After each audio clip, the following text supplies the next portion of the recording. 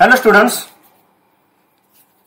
आज आपण human resources strategies म्हणजे मानवी संसाधन व्यूहरचना that is human resource management strategy म्हणजे मानवी संसाधन व्यवस्थापन या अनुषंगाने ज्या व्यूहरचना आहेत त्यावर डिस्कशन करणार आहोत. So human resources management that is HRM strategies assist in implementing the specific function of human resource management to any organization. So काय आहेत human resource management strategy? Generally या स्ट्रॅटेजी काय करतात? असिस्ट इन एक प्रकारचे मदत करतात, सहकार्य करतात. कशासाठी? Implementing the specific function of human resource management to any organisation. म्हणजे व्यवसाय संघटनेमध्ये जे ह्यूमन रिसोर्स मॅनेजमेंटचं स्पेसिफिक फंक्शन असतं. आता ह्यूमन रिसोर्स मॅनेजमेंटचं स्पेसिफिक फंक्शन काय ते आपल्याला पुढे येईलच. ते इम्प्लिमेंट करण्यासाठीच्या या काय असतात तिथं व्यूहरचना असतात. Human resource management strategy provides. आता या स्ट्रॅटेजी काय प्रोव्हाइड करतात? तर प्रॅक्टिकल फ्रेमवर्क, एक जे प्रॅक्टिकल फ्रेमवर्क आहे, एक रचना एक प्रकारची of managing human resource in line with organisations corporate objective. म्हणजे जे ह्यूमन रिसोर्सेस आहेत ते मॅनेज करायचे इन लाईन विथ कोणत्या दिशेनं? Organisations corporate objective. म्हणजे संघटनेची जी ध्येय धोरणे उद्दिष्टे आहेत त्या अनुषंगाने त्या दिशेनं जे ह्यूमन रिसोर्सेस आहेत त्याचे कामकाज इथं काय करायचं, त्या दिशेनं काय करायचं, डायरेक्ट करायचं, त्या दिशेनं ते कामकाज न्यायचं. त्याला इथं काय म्हटलं जात असतं? मॅनेजिंग ह्यूमन रिसोर्स असं म्हटलं जात असतं. त्याच्या अशा अनुषंगाने या स्ट्रॅटेजीज असतात. मग यामध्ये कशाचा समावेश होतो? It involves a 4 way approach. 3-4 यामध्ये अप्रोच दिसून येतात. पहिला आहे डेव्हलपिंग स्ट्रॅटेजिक फ्रेमवर्क. एक जे स्ट्रॅटेजिक फ्रेमवर्क आहे ते काय करायचं इथं तयार करायचं. Then generating human resource mission statement. जे ह्यूमन रिसोर्स मिशन्स आहेत ती स्टेटमेंट काय करायची? तयार करायची. अप्लाइंग स्वॉट अनालिसिस. हे स्वॉट अनालिसिसचं जे टेक्निक आहे ह्यूमन रिसोर्स फंक्शनला काय करायचं? अप्लाय करायचं. स्ट्रेंथ काय आहेत, विकनेसेस काय आहेत, अपॉर्च्युनिटीज काय आहेत, थ्रेट्स काय आहेत, अँड देन मेकिंग ह्याच्या प्लॅनिंग डिसिजन्स. आणि ह्यूमन रिसोर्स नियोजनाच्या अनुषंगानं जे निर्णय आहेत ते निर्णय काय करायचे? राबवायचे. या एरियामध्ये या स्ट्रॅटेजीज व्यूहरचना काय करावं लागतात? तयार कराव्या लागतात. So human resource management strategy focuses on organisation, culture, people and system. तर या स्ट्रॅटेजी कशावर फोकस करतात? व्यवसाय संस्थेची पूर्ण संघटना, त्या संघटनेचं किंवा व्यवसाय संस्थेत असणारी संस्कृती, त्यानंतर व्यवसाय संस्थेमध्ये असणारे सर्व कर्मचारी आणि जी एक सिस्टीम तयार झालेली असते, कामकाज पद्धती जी तयार झालेली असते त्याच्यावर ही स्ट्रॅटेजीज काय करतात? तिथं फोकस करत असतात. It focuses on the implementation of specific functions of HR. जे HRचे स्पेसिफिक फंक्शन्स आहेत त्याच्यावर खास करून ह्यूमन रिसोर्स स्ट्रॅटेजी काय करत असते? लक्ष केंद्रित करत असते, भर त्याचा असतो. Which includes policies on recruitment and selection. So या बेसिक HR जे फंक्शन्स आहेत त्यामध्ये कशाचा समावेश होत असतो? जनरली रिक्रुटमेंट अँड सिलेक्शन म्हणजे भरती आणि निवड. भरती काय आहे? It is a process of inviting applications. म्हणजे जी ऍप्लिकेशन्स आहेत ती काय करायची? इंटरेस्टेड जे पर्सन्स आहेत, वर्कर्स आहेत, एम्प्लॉईज आहेत त्यांना इथं काय करायचं? एक प्रकार तुम्हाला इन्व्हिटेशन द्यायचं असतं. एखादी जाहिरात वगैरे दिली जात असते त्यातून तुम्ही जे इंटरेस्टेड एम्प्लॉईज आहेत त्यांना काय करत असते? तर इन्व्हाइट करत असतात. त्याला इथं काय म्हणतात? Recruitment. And after recruitment invitation झाल्यानंतर कर्मचारी काय होत असतात? ते इंटरेस्टेड असतात. आता त्यामधील मोजके लोकच तुम्हाला इथे काय करायचे असतात? अपॉइंटमेंट करायचं असतात. Then it is called as selection. म्हणजे recruitment and selection. Disciplinary policies. Selection झाल्यानंतर कर्मचाऱ्यांची एंट्री व्यवसाय संस्थेमध्ये झाल्यानंतर एक जी शिस्त आहे, डिसिप्लिन जे आहेत, रूल्स, रेग्युलेशन्स, नॉर्म्स त्या इथं काय करावं लागतात? त्यांचं जे बिहेवियर आहे ते डेव्हलप करावं लागत असतं. त्यांचं वर्तन कसं असावं त्या अनुषंगाने disciplinary policies. Reward policies. Reward policy म्हणजे काय? After entering employee in your ऑर्गनायझेशनमध्ये एम्प्लॉय आल्यानंतर त्याला मॉनिटरी बेनिफिट्स द्यावे लागतात. सॅलरी आहे, रेम्युनरेशन आहे, बोनस आहे. त्याला इथं काय म्हटलं जातं? मॉनिटरी बेनिफिट्स म्हटलं जातं. त्याचा समावेश सगळा या रिवॉर्ड पॉलिसीजमध्ये होत असतो. Okay. Then training and development. नुसतं तो कर्मचारी इन्व्हाइट केला, त्याचं सिलेक्शन केलं, त्याला कामाला ठेवलं एवढ्यापुरतं मर्यादित नसतं HR फंक्शन. त्यामध्ये त्याला ट्रेनिंग द्यावं लागत असतं. कामकाजाच्या पद्धती, मेथड्स इथं बदलत असतात, इम्प्रुव्हमेंट्स होत असतात, टेक्नॉलॉजी अपग्रेड होत असते. मग अशा वेळेला काम कसं करायचं, न्यू टेक्नॉलॉजी कशी अडॉप्ट करायची, कशी इम्प्लिमेंट करायची त्या अनुषंगानं ट्रेनिंग द्यावं लागतं आणि त्याचा काय करावं लागतो? विकास करावा लागत असतो. म्हणजे कर्मचारी ज्या पोझिशनला त्याची एंट्री झालेली आहे त्या पोझिशनवर तो रिटायर होता कामा नये. सतत त्याच्यामध्ये जे हायरार्की आहेत त्या वरच्या हायरार्कीमध्ये वरच्या पदावर जाण्याची त्याला काय मिळाली पाहिजे? संधी मिळाली पाहिजे. म्हणजे त्याचा संघटनेमध्ये, व्यवसाय संस्थेमध्ये काय झाला पाहिजे, विकास झाला पाहिजे. या अनुषंगानं सर्वसाधारणपणे काय असतात, तिथे HR फंक्शन्स असतात आणि त्या अनुषंगाने इथे काय केल्या जातात, स्ट्रॅटेजीज तयार केल्या जात असतात. सो दस HRM strategy in overall plan हा एक प्रकारचा ओव्हरऑल प्लॅन आहे विच कॉन्सन्ट्रेट, कशावर त्याचं कॉन्सन्ट्रेशन असतं, on implementation of specific HR functions. म्हणजे जी स्पेसिफिक HR फंक्शन्स आहेत ती कशी इम्प्लिमेंट करायची, त्याच्यावर कसं लक्ष केंद्रित करायचं, त्या अनुषंगानं एक व्यापक केलेला जो प्लॅन आहे त्याचा समावेश ह्युमन रिसोर्स स्ट्रॅटेजीमध्ये होत असतो. ही HR फंक्शन कोणत्या आहेत मी सांगितलं, recruitment, selection, disciplinary, reward policy, training development आणि पेरोल ही काही बेसिक त्यांची फंक्शन्स असतात, which are generally administrative in nature. सर्वसाधारण ही सगळी फंक्शन्स कशी आहेत, प्रशासकीय स्वरूपाची फंक्शन्स असतात and help in coordinating with the whole business strategy. आणि ज्या होल बिझनेस स्ट्रॅटेजीज आहेत त्याच्याशी या सगळ्या ह्युमन रिसोर्स स्ट्रॅटेजीज काय करतात, तिथं कोऑर्डिनेट करत असतात. Okay, so human resource management comprises of various practices. आता ह्युमन रिसोर्सेस मॅनेजमेंटमध्ये काय होत असतं, तर जनरल आहे हे पहा. Planning, human resource, recruitment, selection वर बघितलं. इंडक्शन, इंडक्शन म्हणजे काय, ओळख. कर्मचाऱ्यांची अपॉइंटमेंट केल्यानंतर संपूर्ण जी सिस्टीम आहे त्या व्यवसाय संस्थेतील कामकाज पद्धती, कशा पद्धतीनं नियम्स आहेत, म्हणजे रूल्स आहेत, रेग्युलेशन्स आहेत, सिस्टीम काय आहे वगैरे वगैरे, हे इंडक्शन, त्याची ओळख करून देणे पूर्ण व्यवसाय संस्थेला. Training development, skill development, remuneration, performance appraisal, तो जो काम करतो त्याचं मूल्यमापन झालं पाहिजे. Okay, then personnel administration, time management, payroll म्हणजे त्यांचं असणारं जे पेमेंट वगैरे दिलं जात असतं, रेम्युनरेशन आहे, इंटेन्सिव्ह आहेत, मॉनिटरी बेनिफिट्स आहेत, त्याची इतर नोंदणी. त्यानंतर employ benefit, ethical issues, personal cost planning, labour relations. तर ह्या सगळ्या बाबी कशामध्ये येत असतात, या ह्युमन रिसोर्स मॅनेजमेंटमध्ये येत असतात. So human resource management typically talks about best practices, which means nothing but the correlation between the HRM strategy and overall corporate strategy by coordinating the firm's personal needs with organizational objective. मग human resource policies एक प्रकारे human resource मॅनेजमेंटचं काय असते, best practices असतात. म्हणजे human resource मॅनेजमेंटमध्ये एक चांगलं काय असावं, कामकाज पद्धती प्रत्येक कॉम्पोनंटच्या अनुषंगानं, सिलेक्शनच्या अनुषंगानं, रिक्रुटमेंटच्या अनुषंगानं, पेरोलच्या अनुषंगानं, इन्सेंटिव्हच्या अनुषंगानं कोणती कोणती बेस्ट प्रॅक्टिसेस असावी, एक चांगल्या काम पद्धती कोणत्या असाव्यात याचा समावेश या ह्युमन रिसोर्स मॅनेजमेंटमध्ये किंवा या ह्युमन रिसोर्सेस स्ट्रॅटेजीजमध्ये होत असतो. म्हणजे HRM स्ट्रॅटेजी काय आहे, overall corporate strategies by coordinating the firm's personal needs with organisational objective. म्हणजे इथं कोऑर्डिनेशन केलं जातं कशामध्ये, ज्या पर्सनल नीड्स आहेत. पर्सनल नीड्स म्हणजे काय, ऑर्गनायझेशनमध्ये काम करणारे इंडिव्हिज्युअल म्हणजे ती व्यक्तीची आहे त्याच्या ज्या काही गरजा असतात, त्याचे काही एम्स ऑब्जेक्टिव्ह असतात, संघटनेमध्ये येण्यापाठीमागले त्याचे काही उद्दिष्ट असतात, बरोबर आहे की नाही, ही त्याची नीड्स झाली. ॲज वेल ॲज ज्या ऑर्गनायझेशनल ऑब्जेक्टिव्ह आहेत, इथं समूह उद्दिष्ट म्हणजे व्यवसाय संस्थेची उद्दिष्ट, यामध्ये कोऑर्डिनेशन साधणं गरजेचं असतं.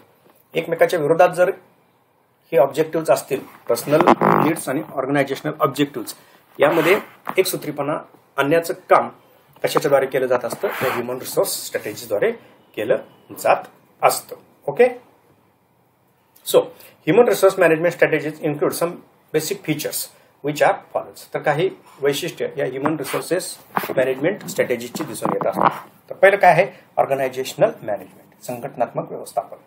मग यामध्ये काय अपेक्षित आहे, it refers to management of organisations employees, म्हणजे जे कर्मचारी ऑलरेडी काम करतात त्यांचं इथं काय करायचं आहे, आपल्याला व्यवस्थापन करायचं. मग काय आहे, contribution to organisational practices include improving employee commitment, maintaining higher level of productivity through higher level of skills, enhancing quality and efficiency, lowering the absenteeism and turnover. मग या ऑर्गनायझेशनल मॅनेजमेंटमध्ये कशाचा विचार करायचा आहे, जे ऑर्गनायझेशनल प्रॅक्टिसेस आहेत म्हणजे संघटनेची जी काय कामकाज पद्धती जी आहे त्यामध्ये त्याद्वारे काय करायचं आहे, इम्प्रूव्हिंग एम्प्लॉई कमिटमेंट, जी एम्प्लॉयची कमिटमेंट आहे त्या संघटनेप्रती ती काय करायची आहे, इम्प्रूव्ह करायची आहे. म्हणजे तो एक प्रकारे एक त्याची जी पर्सनॅलिटी आहे किंवा त्याचा जे इमोशन्स आहेत ते सगळं संघटनेला काय असणं गरजेचं आहे, अटॅच असणं गरजेचं आहे. थोडक्यात काय की तो फ्लेक्झिबल असता कामा नये. फ्लेक्झिबल कोणत्या अर्थानं की संघटना लिव्ह करणं म्हणजे सोडून जाणं अशा पद्धतीची जी भावना आहे ती कर्मचाऱ्यांच्या मनामध्ये असता कामा नये. तो काय असला पाहिजे, कमिट असणं गरजेचं आहे. Maintaining higher level of productivity, त्याची जी काही प्रोडक्टिव्हिटी आहे ती कशी असली पाहिजे, उच्च स्तराची असली पाहिजे. ती कसं प्रॉडक्टिव्हिटी तुम्ही वाढवू शकता through higher level of skills. त्याची जी स्किल्स आहेत ती काय नेली पाहिजेत, उच्च पातळीवर नेली पाहिजेच. Enhancing quality and efficiency. Quality आणि इफिशियन्सी त्यातून काय होत असते तर वाढत असते. Lowering the absenteeism and turnover. आणि जे ॲब्सेंटिझम आहे म्हणजे गैरहजर राहणं त्याचं प्रमाण इथं काय झालं पाहिजे, कमी झालं पाहिजे. आणि जो टर्नओव्हर आहे लेबर टर्नओव्हर म्हणजे काय, कर्मचारी अपॉइंट होतात, थोडे दिवस काम करतात, पुन्हा ते काय करतात, संघटना सोडून जातात, पुन्हा नव्यानं अपॉइंटमेंट होत असते. म्हणजे प्रोसेस अपॉइंटमेंट आणि लिव्हिंग ऑफ एम्प्लॉईज ही जर प्रोसेस वेगवान असेल त्याला इथं काय म्हटलं जातं, टर्नओव्हर. आणि ही चांगलं लक्षण मानलं जात नाही. ओके, तर इथं याच्यावर ऑर्गनायझेशनल मॅनेजमेंटमध्ये काय केला जातो, फोकस केला जातो, भर दिला जातो. Idea behind organisational management refers that better organisational performance can be gained. म्हणजे संघटनेचा एक चांगला परफॉर्मन्स तिथं काय करायचा आहे, प्राप्त करायचा आहे, मिळवायचा आहे व्यवसाय संस्थेला. बरोबर, through the adoption of some definite best practices in human resource management. मग हे कसं मिळवायचं, ह्युमन रिसोर्स मॅनेजमेंटमध्ये जे बेस्ट प्रॅक्टिसेस आहेत, चांगली जी कामकाज पद्धती आहे, वेगळे पण जपणारी जी कामकाज पद्धती आहे, बेस्ट प्रॅक्टिसेस इतर व्यवसाय संस्थेमध्ये जे नाही ते आपण काय करतो, ह्याचं ह्युमन रिसोर्स मॅनेजमेंटमध्ये अप्लाय करतो, इम्प्लिमेंट करतो. Generally it is called as best practices असं म्हटलं जात असतं. मग या बेस्ट प्रॅक्टिसेस थ्रू हा जो ऑर्गनायझेशनल परफॉर्मन्स आहे तो काय होत असतो, व्यवसाय संस्थेला मिळवता येऊ शकत असतो. So the practices include. आता यामध्ये कोणते प्रॅक्टिसेस तुम्ही इथं अप्लाय करू शकता, इन्क्लूड असतात तर selective hiring, training and development of employees. Okay, म्हणजे सिलेक्टिव्ह हायरिंग म्हणजे काय, जी रिक्रुटमेंट आणि सिलेक्शनची प्रोसेस आहे ती एक आयडियल असणं गरजेचं आहे. स्वतःचं एक वेगळेपण त्या व्यवसाय संस्थेच्या संघटनेचं असलं पाहिजे रिक्रुटमेंटचं आणि सिलेक्शनचं. Training and development of employees ही पद्धत त्यामध्ये असली पाहिजे. ट्रेनिंग दिलं जातं, विकासाच्या संधी आहेत. फॅसिलिटेटिंग एम्प्लॉई सिक्युरिटी, कर्मचाऱ्यांच्या सुरक्षिततेची काळजी घेतली जाते. Free flow of information sharing, जे इन्फॉर्मेशन शेअरिंगचा फ्लो म्हणतो, प्रवाह जो म्हणतो तो फ्री असणं गरजेचं आहे.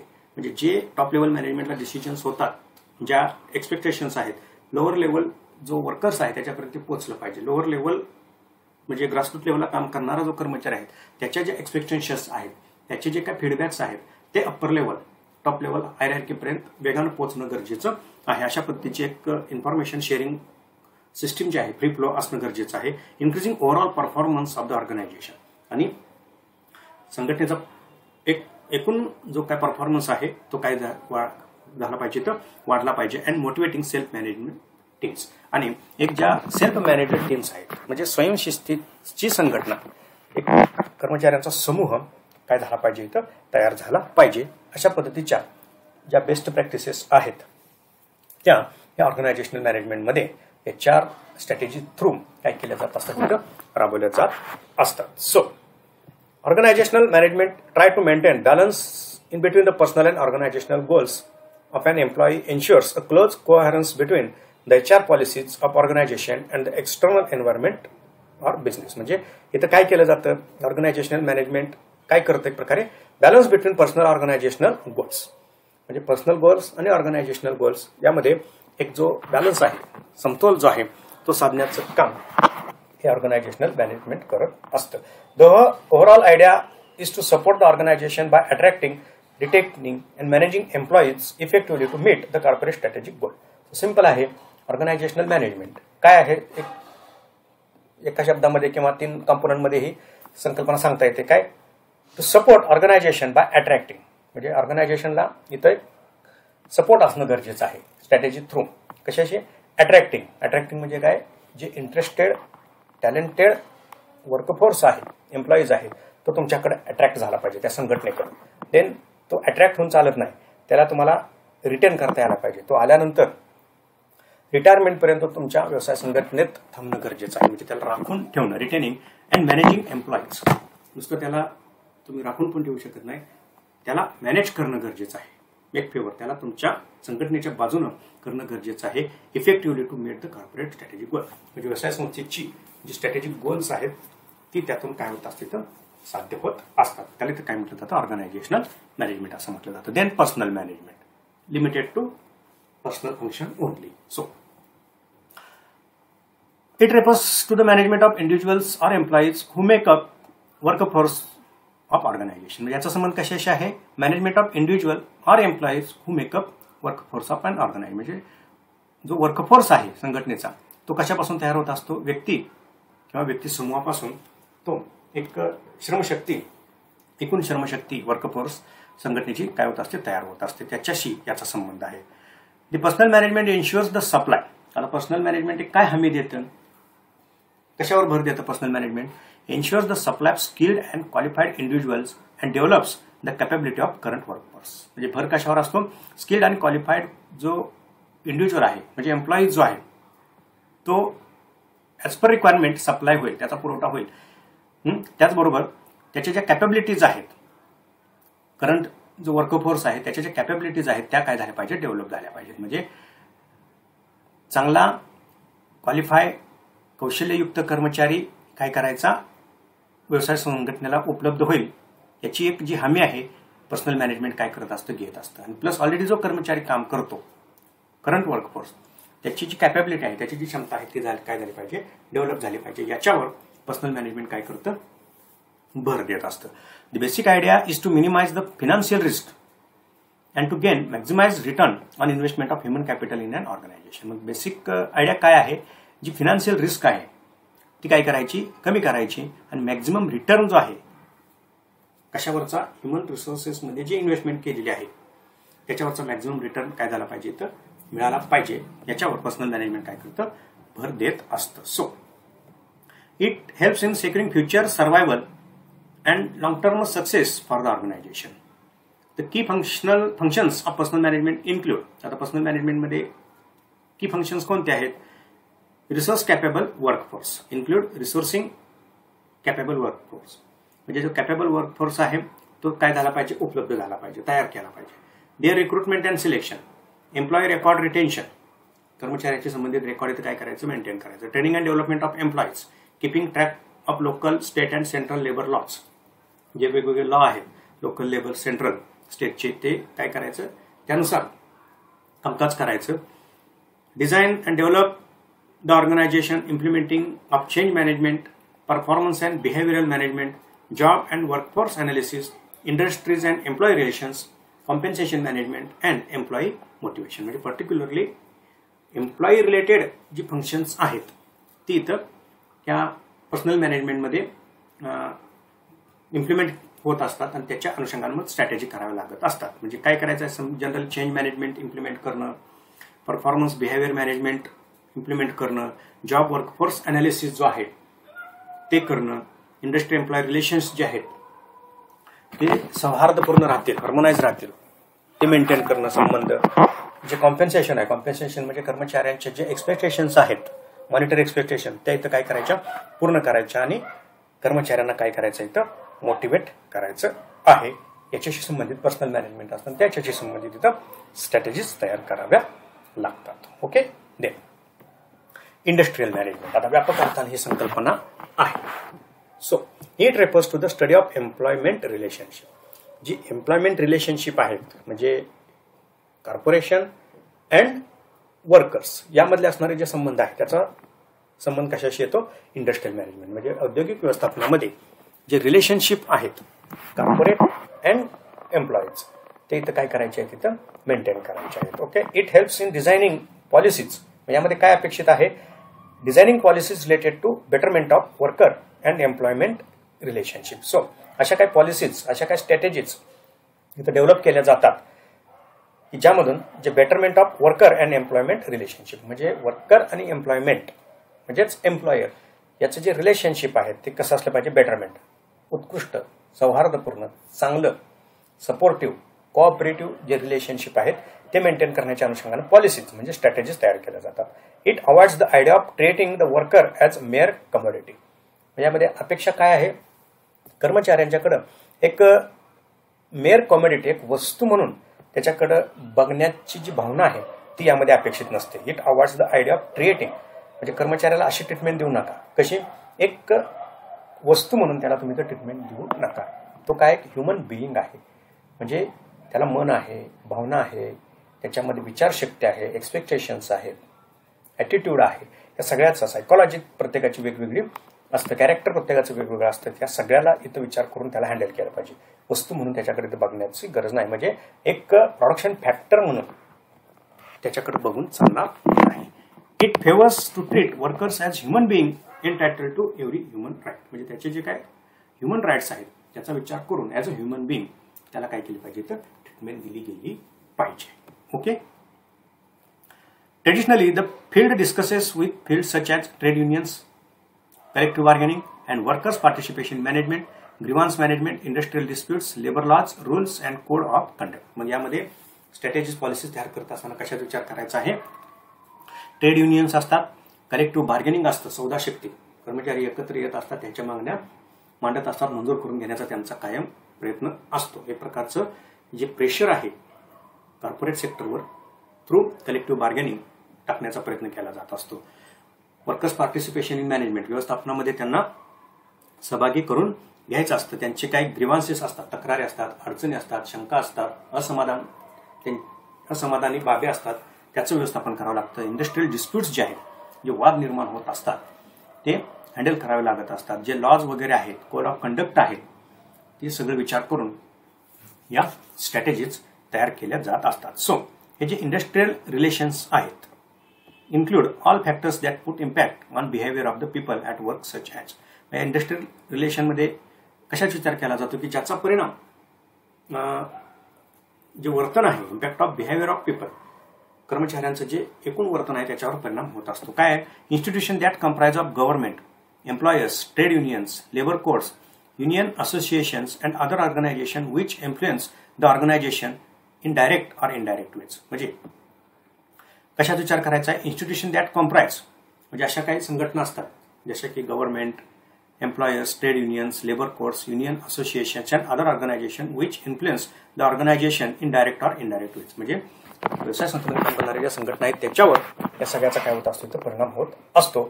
त्याचा यामध्ये काय करायचा आहे, विचार करायचा आहे. Then characters that study the role of workers unions, म्हणजे it comprise of industrial relation officers or employers, federation officials, mediators, arbitrators, judges of labor courts, tribunal, etc. मग या इंडस्ट्रियल रिलेशन्स मध्ये अजून कशाचा विचार केला जातो, तर जे असे काही व्यक्ती असतात, कॅरेक्टर्स असतात, कोणती की ज्यांचा जे वर्कर्स युनियन्स आहेत, संघटना आहे, त्याच्यावर काय होत असतो, परिणाम पडत असतो. किंवा या इंडस्ट्रियल रिलेशन मेंटेन करण्यामध्ये काही व्यक्ती महत्वाच्या ठरत असतात. कोणत्या, जनरली इंडस्ट्रियल रिलेशन ऑफिशियल्स, म्हणजे व्यवसाय संस्थेमध्ये असे ऑफिसर्स नेमलेले असतात, किंवा एम्प्लॉयर्स फेडरेशन्स ऑफिशियल्स, म्हणजे ज्या व्यवसाय संस्था आहेत त्यांची फेडरेशन्स असतात. काही मध्यस्थ असतात, जर वाद गैरसमज निर्माण होत असतील तर मेडिएटर्स असतात, आर्बिट्रेटर्स असतात, लवाद वगैरे असतात, काही लेबर कोर्टचे जज असतात, ट्रायब्युनल्स असतात. म्हणजे वाद निर्माण झाले तर ते सोडवण्यासाठी, तुमच्या तक्रारी मांडण्यासाठीची जी यंत्रणा निर्माण केलेली आहे त्याचा यामध्ये काय करायचा असतो, इंडस्ट्रियल रिलेशनच्या अनुषंगाने विचार करायचा असतो. म्हणजे पॉलिसीज तयार करत असताना विचार करायचा असतो. Then methods that focuses on participation of workers in industrial relation scheme, collective bargaining, grievance handling machinery, dispute settlement machinery, union reorganisation, hearing of labour courts etcetera. मग त्यामध्ये ज्या मेथड्स आहेत त्याचा भर कशावर असतो, on the participation of workers in industrial relation scheme. म्हणजे जे इंडस्ट्रियल रिलेशन मेंटेन करण्यासाठी इथं वर्करचं पार्टिसिपेशन ऑर्गनायझेशनमध्ये किंवा ह्या इंडस्ट्रियल रिलेशन्समध्ये वर्करला इथं विचारात घेणं गरजेचं असतं. मग त्याच्या ज्या स्कीम आहेत, रिलेशन स्कीम काय आहेत, कलेक्टिव्ह बार्गेनिंग कशा पद्धतीनं केलं गेलं पाहिजे, त्यानंतर ग्रीव्हान्स हँडलिंग मशिनरी, जे ग्रीव्हान्स हँडलिंग मशिनरी आहेत व्यवसाय संस्थेमध्ये अशी यंत्रणा तयार केली जात असते, कर्मचाऱ्यांच्या तक्रारी असतात, काही शंका समाधान त्यांना अपेक्षित असतं, तर त्याच्यासाठी एक यंत्रणा तयार केली पाहिजे. डिस्प्यूट सेटलिंग मशिनरी असते, काय वाद निर्माण झालेले असतात तर ते सेटल करणारी यंत्रणा असते. युनियन रिऑर्गनायझेशन, ज्या युनियन्स आहेत सतत त्यामध्ये काय होत असतात, बदल होत असतात, त्यांची संघटन रचना, त्यांची पद, सभासद बदलत असतात. Hearing of labour courts etcetera, labour कोर्ट्सचे जे हिअरिंग्स आहेत, काही तक्रारी असतात, त्यांच्यामध्ये केसेस दाखल केलेल्या असतात, त्यांच्या काय ऑर्डर निघत असतात, या सगळ्यांचा काय होत असतो, या लेबर रिलेशनमध्ये म्हणजे इंडस्ट्रियल रिलेशनमध्ये काय होत असतो, समावेश होत असतो. याचा परिणाम जे वर्कर्स आहेत संघटनेमध्ये त्याच्या वर्तनावर इथं होत असतो. या सगळ्यांचा विचार करून जे ह्युमन रिसोर्स स्ट्रॅटेजीज आहेत या ह्युमन रिसोर्स स्ट्रॅटेजी तयार कराव्या लागत असतात. ओके. सो म्हणजे ह्युमन हा एकमेव काय आहे, ऍक्टिव्ह फॅक्टर आहे. त्याला एक उत्पादनाचं साधन म्हणून त्याच्याकडे बघून चालत नाही. अकॉर्डिंग टू देअर कॅरेक्टरिस्टिक्स, त्याची असणारी वैशिष्ट्ये, त्याचा असणारा ॲटिट्यूड, त्याचा असणारा इमोशन्स, त्याच्या असणाऱ्या एक्सपेक्टेशन्स, या सगळ्यांचा विचार करून या स्ट्रॅटेजीज तयार कराव्या लागत असतात.